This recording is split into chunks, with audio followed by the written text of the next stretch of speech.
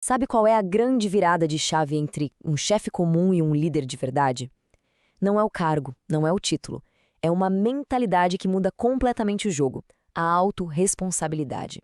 Vamos entender juntos como essa ideia pode transformar a jornada de qualquer pessoa que está à frente de uma equipe.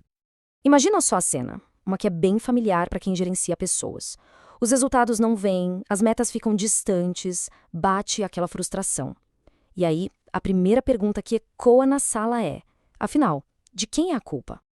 E essa pergunta tão simples nos joga direto no centro do que a gente pode chamar de o dilema da liderança. É aquele momento de encarar os resultados ruins e ter que decidir onde a responsabilidade realmente está. A reação mais instintiva, quase um reflexo, é olhar para fora. É muito mais fácil apontar o dedo para a equipe e listar os motivos. Falta de compromisso, talvez incompetência, execução fraca. É aquela mentalidade de que o problema está sempre no outro. Só que essa reação, ela é um divisor de águas. Ela revela uma diferença gigantesca entre dois perfis que a gente encontra em toda a organização: o chefe e o líder. A forma como cada um responde àquela pergunta inicial, isso define tudo. Olha só como palavras tão pequenas mostram uma mentalidade completamente diferente. O chefe se coloca no centro de tudo, é o eu. Ele foca no erro e simplesmente manda: vai. Já o líder cria conexão com o nós. Ele olha para os acertos e convida: vamos juntos? A diferença é brutal. E quando a gente detalha um pouco mais, fica ainda mais nítido. O chefe vive caçando erro e a ação principal dele é reclamar e culpar.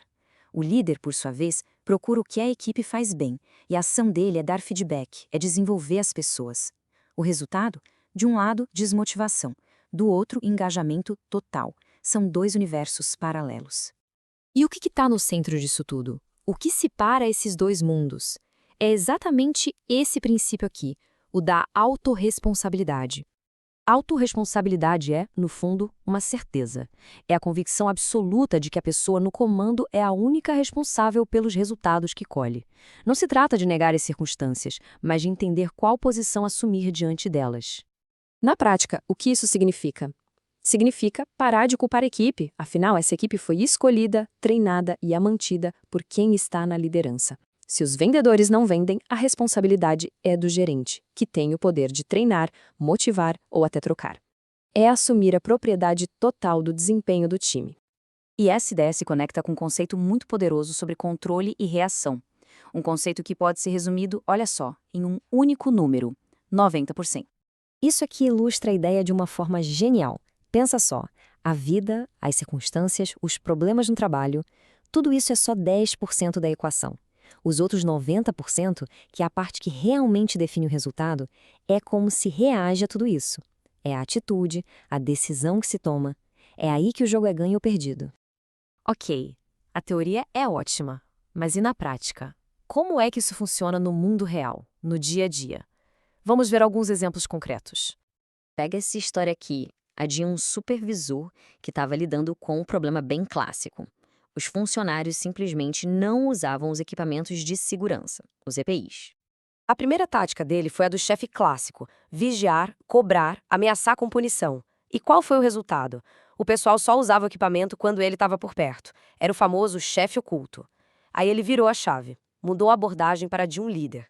Começou a elogiar o que eles faziam de bom e a mostrar que o equipamento era, na verdade, um benefício para eles mesmos, para a família deles. A cultura mudou da água para o vinho. A própria equipe começou a se cuidar e a se fiscalizar. Se essa mudança já é poderosa numa fábrica, imagina numa situação absolutamente extrema. Vamos olhar para a jornada de José, cuja vida foi uma sequência de eventos que estavam totalmente fora do controle dele. Pensa bem, traído pelos próprios irmãos, vendido como escravo. Ele tinha todos os motivos do mundo para se colocar no papel de vítima. Mas a mentalidade dele foi outra.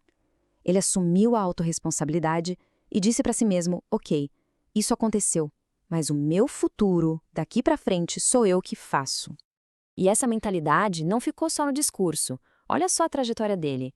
Em cada ponto, mesmo nas piores circunstâncias, José agiu como protagonista. Ele não chegou para o faraó com uma lista de queixas sobre a vida dele. Ele chegou com soluções. E foi essa postura que o tirou da posição mais baixa e o colocou na mais alta de todo o Egito. No fim das contas, tudo isso se resume a uma escolha. Uma escolha fundamental que toda pessoa em posição de liderança precisa fazer. Não uma vez só, mas todos os dias. Então, a reflexão final que fica é essa: qual papel tem sido desempenhado na liderança? O papel de vítima das circunstâncias, da equipe, do mercado? Ou o de protagonista? Aquele que assume a responsabilidade e, de fato, escreve a própria história. Quem lidera já tem autoridade. O poder para mudar a situação já está nas mãos. A questão é, o que fazer com isso? Tudo começa com essa decisão, puxar a responsabilidade para si e agir.